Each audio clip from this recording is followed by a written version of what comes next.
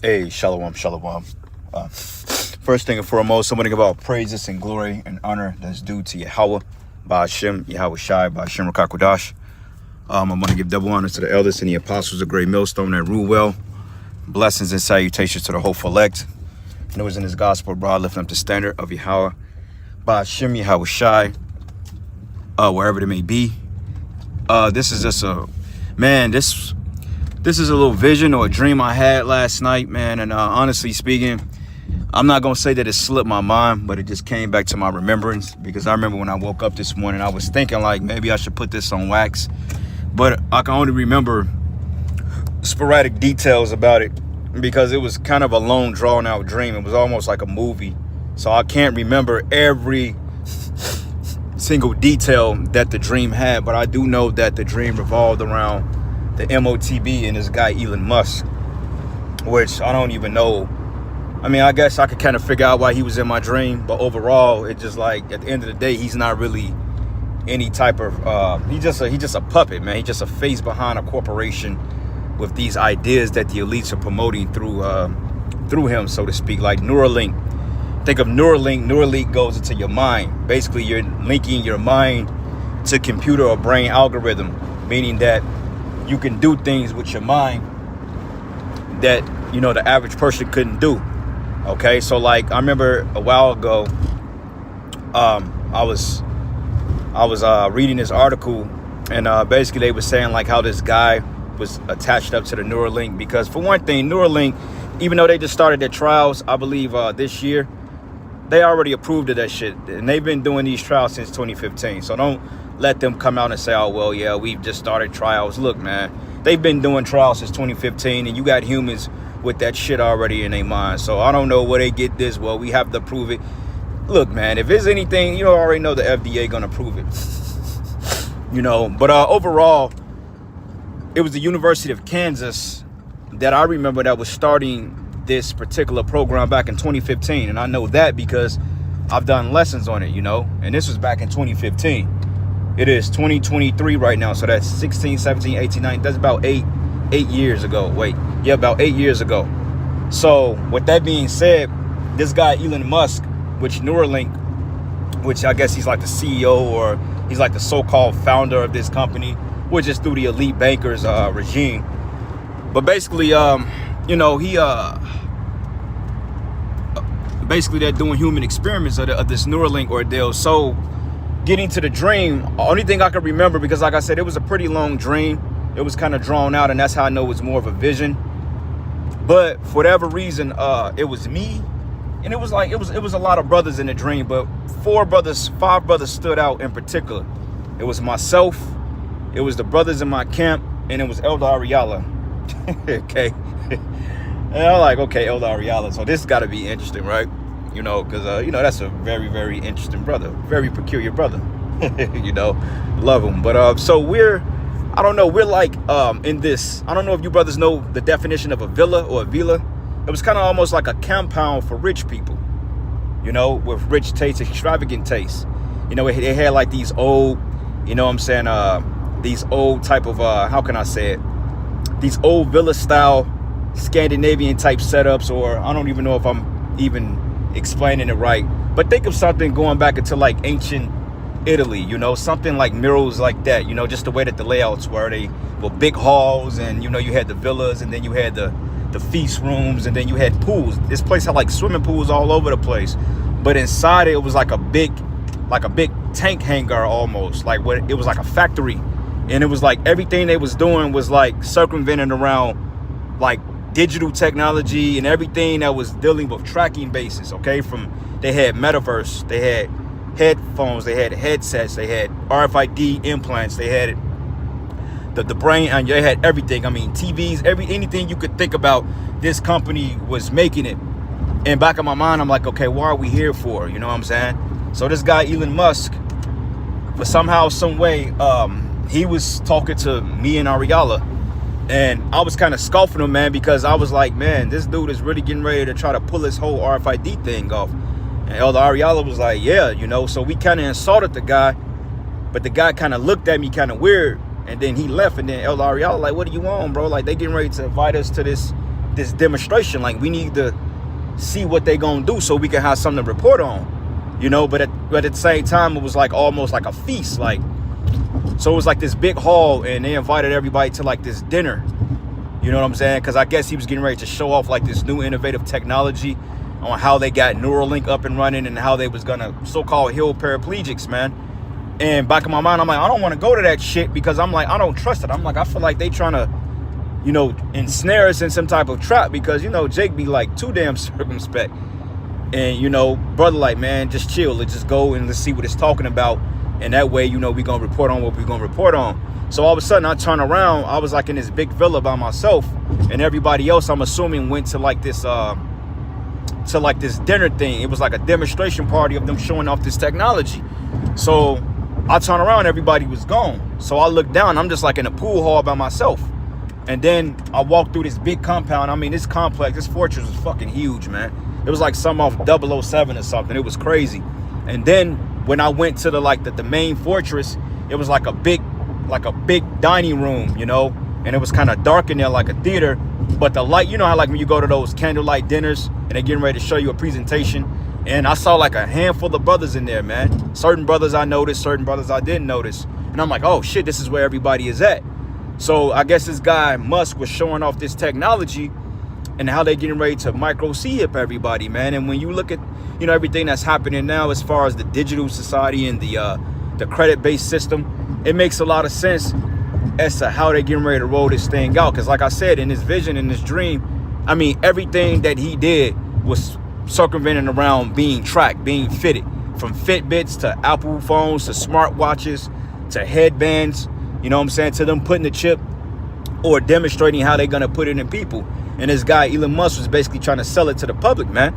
So what I get from that is that fact that the men of the Lord, we were there getting ready to report on this thing, man, because I remember a specific scripture in the book of Revelation when John was like, the angel of the Lord carried him in the spirit on the day of the Lord, or on the Lord's day, and he was basically spectating all this judgment that was going on around him, man. You know, so basically he was actually transported through the spirit into the future to see the end of this man's kingdom. And I kind of get that's where the dream was at. Though we were physically there, I feel like Yahweh Bashim and Shai had us there to really see what's getting ready to come down the pipe, man. Because the Lord said that, he said that if I reveal myself to a prophet, either I would speak with him directly face to face, or I reveal myself to him in a dream. And I believe that's Numbers, the 12th chapter, when the Most High was rebuking Aaron and Miriam because basically they were scoffing against Moses. The Lord said, I myself will make myself known to that prophet in a dream or a vision. So I perceived that dream, you know, because like I said, it was pretty long. It was a lot going on. But the important parts was that they were dealing with this wireless technology, man. And we've been talking about this social credit system, which I call it a caste system, basically a digital slavery, that they're going to have classes in this thing, man. Okay, you're going to have the classes of the poor, or the so-called middle class, and then you got the poor. Okay, because the super rich, they won't have to get fitted with this technology, man. Because I got an article actually that we was kind of going into a couple of months ago, very lengthy article, and it goes into how these social credit systems are going to be set up by classes, man. Okay, and I'm just using these words like hypothetically, like just say you got class S, it's like for the upper middle class or the millionaires. Then you got class P for the so-called lower middle class, and then you got class C as for the lower class, man.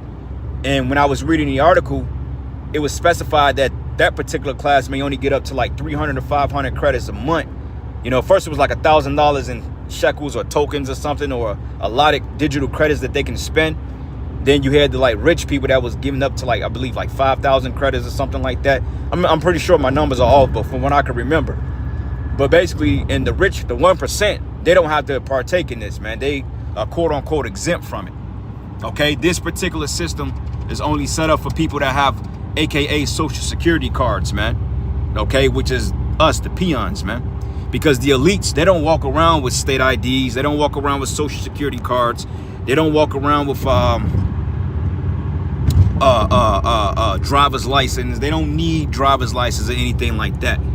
Okay, the elites of this society are completely sovereign, man. Okay, they don't pay taxes. They don't pay income tax. They don't pay they don't pay light. They don't pay gas. They don't pay any bills. But instead, they collect off the people, man. Because according to them, we are known as the Goyim, or the Goyim, which means cattle. Okay, and what happens to a cattle is basically led by an owner. Like when you go out to the country and you see these little bell-looking things in their ear, those are called awls, man, to let you know that those cattle belong to a particular owner. Okay, so in the vision, he was giving off all this technology. I mean, it was crazy, bro. Like, I mean, from the Fitbits, everything they was manufacturing in these labs and in these factories was all dealing with digital technology, man. I mean, digital everything, digital wallets, man. And like I said, he was giving like a thorough presentation on it, man. And he was inviting us to come see this presentation as to what he was getting ready to do, man. So I perceive that Yahweh Shem Shai is getting ready to make a move, man, because in order for them to get this CBDC system off the ground and to fully incorporate through FedNow, which I believe the FedNow is like some type of app, a mediator to digitize the CBDC, kind of like you have Cash App, you have PayPal, you have these different online banking like Chime and T-Mobile Money and stuff like that. I believe that the FedNow will work as some type of mediator to house or to keep track of your allotted credits a month, man. Okay, but the digital currency being the central bank digital currency, which a lot of scholars out there or a lot of researchers speculate that CBDC is going to be something that you're going to put under your skin. What I'm thinking that the CBDCs are going to be on the MOTB. I believe the digital-based currency will be fitting on a microscopic tag, okay? I don't believe that the RFID chip itself will be called the CBDC, but I believe that the money, central bank digital currency, will be what's going to be the cash on your CBDC instead of, or on your chip instead of US dollars, man. Same thing, just digital. Okay, so me personally, I don't think that the mark of the beast is going to be called the CBDC, but I believe that the CBDC will be contained in the microscopic tag, man. And I'll say it that way for algorithm purposes, man. Okay, but like I said in the dream, man, it was a lot of brothers in there. I seen about 15, 20 brothers, and I say a handful of them, I know them personally. You know, I know the brothers in my camp.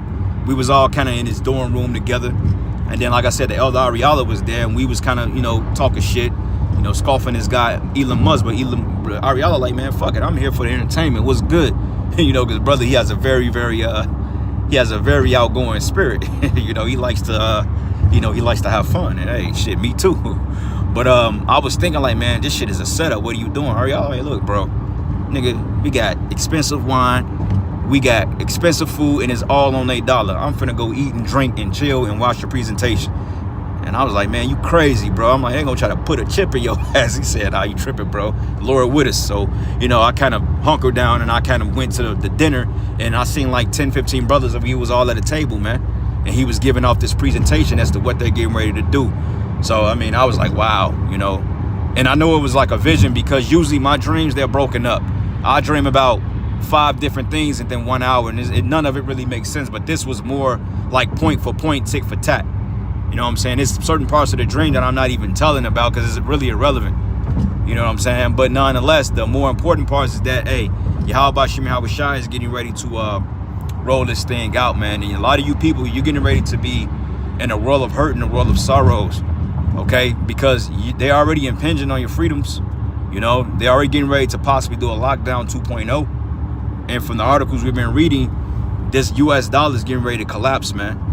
This is why they trying to beat everybody out in this race for this CBDC shit, man. Because you got BRICS, okay, which the OPEC nations, the BRICS nations, you got them getting ready to pretty much do away with their point in a dollar. They're like, look, we're not buying your debt no more. We're not trading oil in US dollars no more, but instead we got our own shit.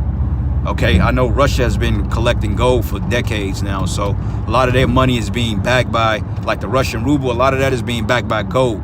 And whatever currency that they can interface with this whole rollout. So the West is getting ready to be in a lot of trouble, man. Because once those dollars come back to the US, you're going to have what they call hyperinflation. When things are going to go up within a whim. Because, hey, nobody is buying, the dollar's losing purchasing power, man. Okay? At a point in time, you was able to buy or petroleum or oil. It was being traded in US dollars. But now it's just like the Saudis are cutting this place off. Now everybody's like, well, how is that possible? Gas is down to $2.60. Well, Biden did that because he know that, honestly speaking, if he didn't tap into the reserves, gas would be like $10 right now, especially since the Saudis ain't fucking with Babylon. And on top of that, the dollar is getting ready to collapse, and they are at war in Middle East, or in the East, I say. There's no such thing as Middle East, but they are at war, okay? And in that particular region of the land, it costs a lot of money, a lot of energy, a lot of oil, and therefore oil in the West will go up dramatically. So if he didn't operate or activate those reserves, man, technically we'll probably be looking at $8, $9 gas prices easily. And I'm talking about that's for the base level shit. So hey, he did what he did, but even then, compared to gas, what it used to be back in the early 90s, for you to operate on the reserves or open up the reserves, $2.55 is still rather fucking expensive for some goddamn some unhealthy shit, man. You know, that you putting in your cars, because this gas don't even last you. Like I'm noticing, it may just be something wrong with my car, but I notice when I'm going around a bend or I'm getting off on a ramp, my fuel range just drops down. Like it literally just drops down. Like my odometer or my fuel range, it can say I have 220 on the odometer, but the minute I go around an overpass or around a curve, that shit would literally go down to 200 miles. Say that I've drove 20 miles on a fucking bend. So either something wrong with the car, which that's very possible, but this gas is not what it is. But he's selling it for $2.50 on a gallon, man.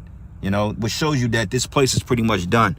Babylon is pretty much cut off at this point. You know what I'm saying? But nonetheless, man, I believe through the spirit, that RFID chip, I believe that we're going to start seeing the stages of it next year. They've been talking about it, and I believe that the rollout of this CBDC is going to come sometime next year, man. Okay, I don't see them rolling this thing out in no goddamn 2030, especially when they're accelerating the expanse of these troops. A lot of troops are being told to be on standby. A lot of them are getting ready to be shipped to the Middle East. So I don't think Esau got to 2030. I think he's bluffing. You know, because they was talking about the next, you know what, the next pandemic was supposed to hit in 2025, but here we in 2023, and they're already talking about lockdowns. And I remember specifically a brother said, he said, look, if they're talking about 2025, 26, he said, then they must be getting ready to do something now, because Esau ain't got that long. See, they put these falsified dates on there to throw you people off, but 2030 agenda is more like 2025, man. Okay, I don't think the Lord is gonna get his damn devil to 2030 to do what he got to do. I hope not, man. I don't feel like being here another 8 fucking years, man. What is, yeah, another 8 or so, 8, 9 years or something like that. I don't really feel like, I don't feel like being there, man. You know, 4, 5, 6, 7, 8, 9, 10. I don't really feel like being here another fucking 7 years, bro. It's just like, it's too much dealing with this already. So, but we'll see, you know. But nonetheless, man, Yahweh Shem Yahweh Shai is getting ready to bring holy hell to this so-called white man in his power structure. So with that, brothers, man, Lord's will, you were edified, man. Just wanted to put that on wax, even though I can't remember the full dream, but the most important parts is that they were showing a lot of innovative and a lot of technology that they was getting ready to release. I mean, everything from the money to the Fitbits to the headsets to everything, video games. I mean, anything that you can think about, you name it, they was literally manufactured at, man. Yeah, Khan, brother, no way, especially 2025. Yeah, bro, that's no way, man. At this point, it's just like, if he's talking about 2030, that means that he's dragging his feet. I don't see us having that long, man. You know, Lord's will. But yeah, brothers, man, with that, Lord's will, you were edified it to the next lesson. Call Allah Yahweh Shem Yahweh Shai by Shema Kakwadash. And with that, Shalom.